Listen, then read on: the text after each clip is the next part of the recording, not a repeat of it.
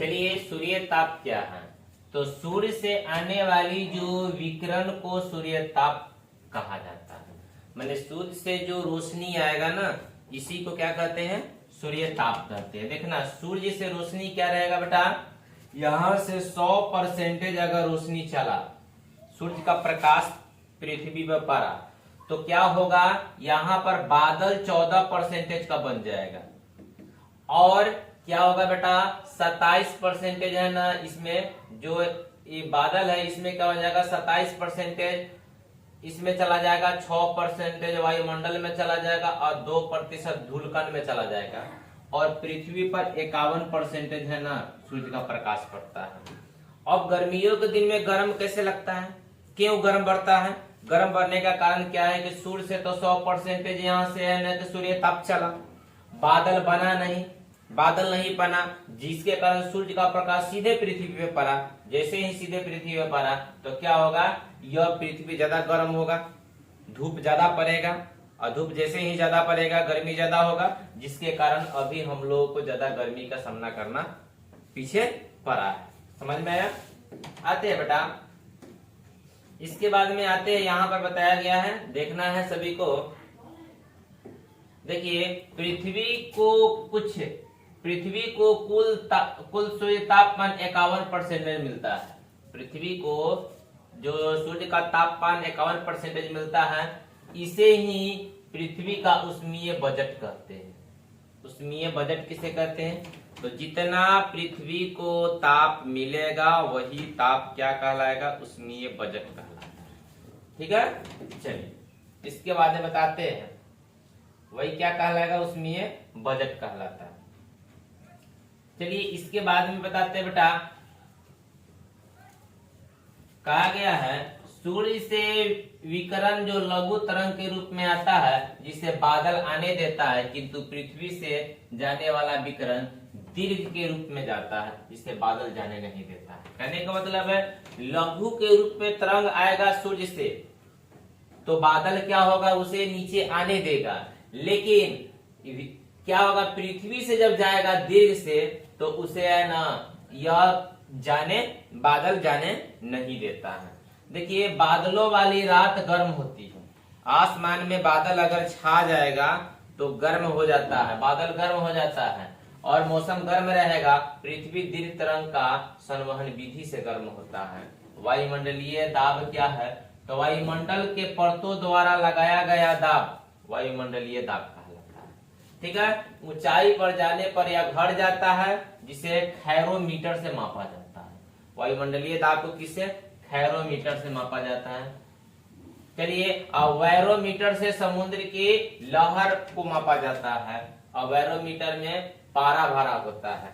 Metre का पारा यदि अचानक गिर जाए तो तूफान आता है, वहां पर मीटर लगा रहता है। ऐसा ही मीटर पारा लगातार नीचे गिर जाएगा तो वहां से मोबाइल पर मैसेज आ जाएगा कि अभी है ना बहुत तेज आंधी तूफान चलने वाला है। ठीक है, और धीरे धीरे गिरता है तो वहां से अलर्ट आता है कि बहुत तेज बारिश होने वाला है। और ऊपर उठ जाता है तो बताता है कि मौसम पूरी साफ है। तो मौसम विभाग यहाँ से पता करता है। ठीक है, ये क्या करता है, खैरोमीटर से माप कर बताता है कि कैसा है। याद रखना है, अचानक पारा गिर जाएगा तो क्या होगा, तूफान आ जाएगा, धीरे धीरे गिरेगा तो वर्षा होगा, और ऊपर उठ जाएगा पारा तो क्या होगा, मौसम साफ हो जाएगा, धूप निकल जाएगा। ठीक है, इसको याद रखना है। ऑब्जेक्टिव में ये सब बैठा देता है। यहाँ पे देखना बेटा, वायुमंडलीय दाब कितना होता है, तो याद रखना है 10-13.23 MB या 76.6 सेंटीमीटर के बराबर होता है। ऊंचाई पर क्या होता है, घट जाता है, जिसके कारण पर्वत पर खाना देर से पकता है। आप पहाड़ पे खाना बनाइएगा तो बहुत टाइम लगता है, यहाँ पे खाना बनाते हैं टाइम नहीं लगता है, क्योंकि वहां पर ऊंचाई पर दाब घट जाता है। ठीक है, चलिए, और नाक से खून आने लगता है, कलम की स्याही निकल जाता है। अब क्या कीजिए कि मान लीजिए कि अगर आप कहीं एवरेस्ट की चोटी पे घूमने जा रहे हैं, पॉकेट में पेन रख लीजिए। ठीक है, और आप एवरेस्ट की चोटी पर पहुंच जाइए। जैसे ही एवरेस्ट की चोटी पर पहुंचिएगा, अब क्या होगा, ये कलम क्या होगा, इसका इंक आपको है ना आपको है ना कि गिर जाएगा शरीर पर, माने इंक को है ना कि पूरे है ना क्या करता है, गिरा देता है। इसका कारण क्या है बेटा कि इसका कलम का स्याही का इंक नीचे क्यों गिर जाता है, क्योंकि दाब क्या हो जाता है, घट जाता है। तो याद रखना है, दाब घटने से क्या होता है, जब आप एवरेज की चोटी पे जाइएगा और दाब घटता है, दाब घटता है तो क्या होता है, जो कलम का स्याही है ना गिर जाता है, ठीक है, या आपके नाक से खून आने लगेगा, ठीक है। तो आप इसीलिए है ना कि ऊंचाई पर जाने से पहले है ना लोग नाक में मास्क पहनता है, ठीक है। ऊंचाई पर जाने के लिए आदमी को सेफ्टी बेल्ट चाहिए, नाक से खून गिरेगा, बॉडी अनकंट्रोल हो जाएगा, आदमी गिर जाएगा, मर जाएगा, ठीक है। अब पढ़ेंगे वायुमंडलीय दाब की पेटी। पृथ्वी पर 7 वायुमंडलीय पेटी है। सबसे पहले कितनी पेटी है बेटा, 7 गो पेटी है, याद रखना है। 30 से 35 डिग्री अक्ष को अश्व अक्ष कहते हैं, माने 30 से 35 डिग्री के अक्ष को क्या कहते हैं बेटा, अश्व अक्ष कहते हैं। इसके बाद में आते हैं, यहां पर समझ लो थोड़ा सा, देखिए पवन, पवन समझते हो, पवन माने हवा होता है। समांगी, मौसमी और स्थलीय, 3 तरह की हवा बहती है। मौसमी हवा बहती है, समांगी बहती है और स्थलीय। याद रखना है यहाँ पर सबसे पहले समांगी में क्या होगा, व्यापारिक, पछुआ और पूर्वा, ये 3 हवाएं बहती हैं, ठीक है। मानसूनी मौसमी में मानसून हवा और समीर, स्थलीय में गर्म और ठंडा हवा बहती है। याद रखना है, सबसे पहले आपको यह याद रखना है, हवाएं कितने प्रकार के होते हैं, 3 प्रकार के। समांगी में व्यापारिक हो जाएगा, पछुआ हवा हो जाएगा और पूर्वा हो जाएगा। मौसमी में मानसून हो जाएगा, समीर हो जाएगा और स्थलीय में गर्म हवा और ठंडा हवा होता है। चलिए, गतिशील वायु को क्या कहते हैं, पवन कहते हैं। जो हमेशा चलते रहता है वो पवन कहलाता है, ठीक है। जो हमेशा उड़ते रहता है वो पवन कहलाता है। यहाँ पे आ जाइए, थोड़ा सा देखते हैं। चलिए, यहाँ पर सबसे पहले समीर है ना, मंद गति से चलने वाला है, धीरे धीरे बहता है, वो समीर होता है। सागरीय समीर सागर से स्थित दिनों में निकलती है।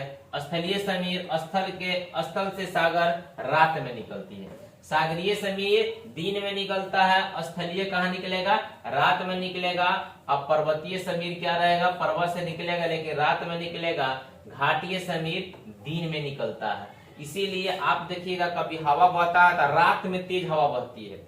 रात में हवा क्यों बहती है, क्योंकि क्या होता है बेटा, या तो पर्वतीय समीर होगा या तो स्थलीय समीर होगा। दिन में हवा तेज हो जाएगा तो क्या हो जाएगा, या तो सागरीय समीर हो जाएगा या तो घाटीय समीर हो जाता है, ठीक है। चलिए, इसके बाद में आते हैं बेटा स्थलीय पवन, यह किसी विशेष स्थान से चलती है उसे स्थलीय पवन कहते हैं, ठीक है।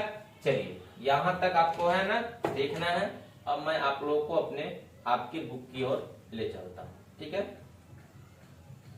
कुछ चीज सब याद रखना चाहिए। भूगोल चैप्टर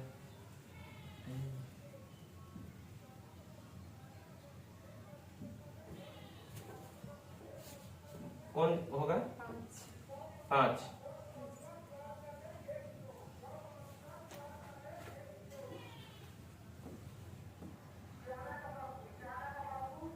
सब हो गया। डेयरी कृषि,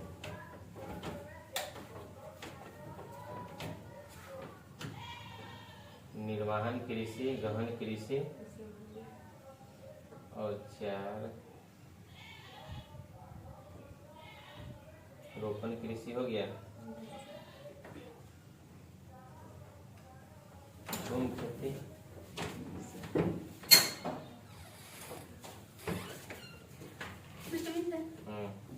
कृषि, धान कृषि हो गया। ऋतु, ट्रक, डेयरी, यही ना है।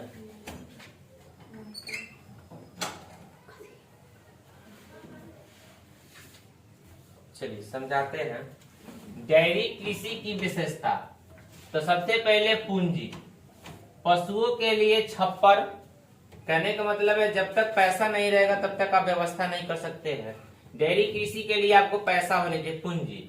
पूंजी में क्या कहाँ कहाँ खर्चा करना होगा? पशुओं के लिए छप्पर बनवाना होगा, घास संचित करने का भंडारण माने भोजन का उसका व्यवस्था करना होगा, दूध उत्पादन से अधिक यंत्रों को प्रयोग के लिए पूंजी अधिक होती है, और दूध के उत्पादन करने के लिए दूध को फैक्ट्री होनी चाहिए, दूध को रिफाइन करने के लिए मशीन होनी चाहिए, ये सब प्रयोग होगा।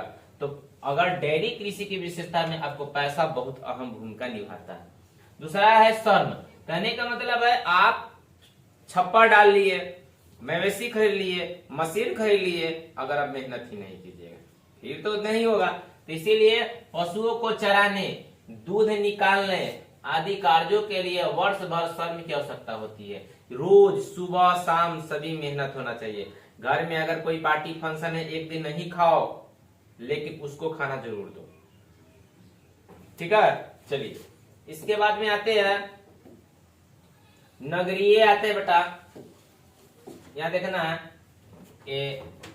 नगरीय और औद्योगिक क्षेत्रों में विकसित यातायात के साधन, प्रतिक्षण का उपयोग तथा पश्चीकरण की सुविधाएं उपलब्ध होने के कारण केंद्रों में निकट स्थानित की जाती है। कहने का मतलब है आपको वाहन, गाड़ी होनी चाहिए ताकि तुरंत दूध को किसी फैक्ट्री में भेजना है। दूध को फैक्ट्री में भेजने के लिए आपको गाड़ी, वाहन की जरूरत होती है। क्या वाहन होनी चाहिए? बंद कर देते हैं। वाहन होनी चाहिए।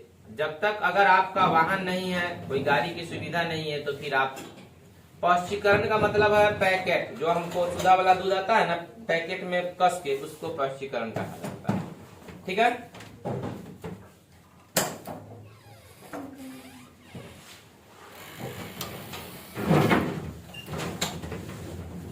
चलिए इसके बाद में आते हैं बाजार।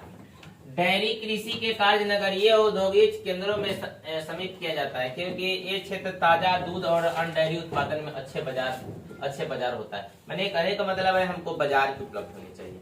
गाँवों में दूध तो बिकेगा नहीं, गाँव में तो लोग मवेशी पाल रखा है, दूध तो शहरों में चाहिए ना, तो शहरों में दूध कैसे मिलेगा? कैसे मिलेगा भाई? तो लोग को डेयरी से मिलेगा। तो मुख्य क्षेत्र उत्तरी पश्चिमी यूरोप, कनाडा, न्यूजीलैंड, दक्षिण पूर्वी और ऑस्ट्रेलिया एवं तमानिया, ये जितने भी क्षेत्र है, यहाँ पर डेयरी का उत्पादन बहुत ज्यादा हुआ है, यहाँ दूध का उत्पादन बहुत ज्यादा होता है, ठीक है। दूसरा का क्वेश्चन है बेटा, कर रहा है भूमध्य सागरीय कृषि। यह कृषि भूमध्य सागरीय जलवायु वाले प्रदेश में की जाती है। यह विशिष्ट प्रकार की कृषि है जिसमें खट्टे फलों के उत्पादन की विशेषता पर बल दिया जाता है।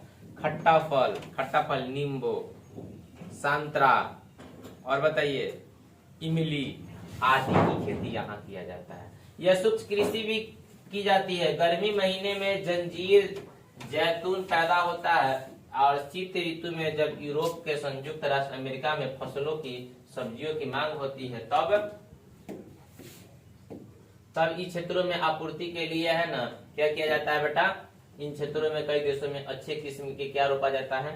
अंगूर रोपा जाता है, और इस अंगूर से है ना शराब बनाकर, दारू बनाकर बेचा जाता है। अंगूर से दारू बनता है, ठीक है। सहकारी कृषि एवं सामूहिक कृषि। सरकारी कृषि में कृषक सुरक्षिता से अपने संसाधन का समाहित कर और सहकारी संसाधन बनाकर कृषि कार्य संपन्न करता है। सामूहिक कृषि में उत्पादन साधनों को स्वामित्व के संपूर्ण समाज पर एक सामूहिक श्रम का आधारित होता है। कहने का मतलब है सामूहिक कृषि में है ना कि किसान आपस में मिलकर करेगा, और सहकारी में क्या करेगा? किसान की व्यवस्था है ना सरकार करेगा। सरकार कहेगा तुम फसल उपजाओ, जो होगा से हम तुमको देंगे। देखो सहकारी कृषि में व्यक्तिगत फर्म अक्षुण्ण रहता है। सामूहिक कृषि में अपने सभी संसाधनों को मिलाकर कृषि करते हैं, किंतु भूमि छोटा सा हिस्सा अधिक अधिकार में रख सकते हैं। कहने का मतलब है जो सरकारी कृषि होता है इसमें फर्म चाहिए, लेकिन सामूहिक कृषि में फर्म नहीं चाहिए। लोग अपन खेती करेगा, अपने अपने घरों में रखेंगे, ठीक है। और सहकारी समिति कृषकों की सभी रूपों में सहायता करता है। सामूहिक कृषि सरकारी सभी तरह से नियंत्रण है, और सहकारी समिति अपने उत्पादन के अनुकूल शर्त से बेचती है। सरकारी का शर्त होता है, सरकारी रेट लगेगा फसल का, उससे वो खरीदता है। सामूहिक वाला कुछ हो नहीं, बनिया वाला का तोड़ दो का। अच्छा, इसके बाद में अब पढ़ेंगे बेटा, यहाँ पर कह रहा है डेनमार्क, नीदरलैंड, बेल्जियम और स्वीडन, इटली आदि में, इन देशों में सहकारी कृषि चलन है, सामूहिक कृषि का प्रचलन है। खनन क्या है? तो ये तो मालूम है कि पृथ्वी को, भूपरपट्टी माने पृथ्वी होता है, पृथ्वी से मूल्यवान वस्तुओं को खोद कर निकालना, या खोदेंगे तो धातु निकले या अधातु निकले, इसको निकाल लेना क्या कहलाता है? खनन कहलाता है। खनन दो प्रकार के, भूमिगत खनन और धारातीय खनन। भूमिगत खनन का मतलब क्या हो गया बेटा? देखिए, भूमिगत में क्या होगा? भूमिगत खनन बहुत जोखिम पूर्ण होती है, असुरक्षित होती है, सुरक्षा उपायों और उपकरणों पर अत्यधिक खर्च होता है, इससे दुर्घटना की संभावना अधिक होती है। जमीन में ज्यादा खनिएगा तो दुर्घटना ज्यादा होगा। कौन ठीक ऊपर का है ना, जमीन ढह जाए, अंदर धंस के मर जाइएगा क्या। चलिए, और खाने काफी गहराई पर होती है। इन खानों में वेदन मशीन, माल ढोने वाली गाड़ियां, वायुयान आदि की आवश्यकता होती है। और धरातल में क्या होता है? धरातल खनन अपेक्षा आसान, सुरक्षित और सस्ता होता है। इस खनन में सुरक्षा कर्म, उपाय एवं उपकरणों पर अतिरिक्त खर्च का अपेक्षा कम होता है। खनन के भंडार धारण के निकट ही कम गहराई पर होता है। माने इसका मतलब ये पृथ्वी के ऊपरे मिल जाएगा, उस जमीन के अंदर मिल जाएगा। देखिए, खनन प्रभावित करने वाले दो कारक है। एक नंबर में भौतिक कारक और आर्थिक कारक। भौतिक कारक का मतलब है खनिज पदार्थों में आकार, श्रेणी, उपस्थिति के आधार पर सम्मिलित है, और इसकी गहराई, खनिज धातु की मात्रा पे इसको है न देखा जाता है। और आर्थिक में क्या है? जितना मांग है लोगों को उतना खनन करना है। ठीक है, चलिए अब लास्ट है वितरित खदान का अर्थ है। इसे धरातलीय खनन भी कहते हैं।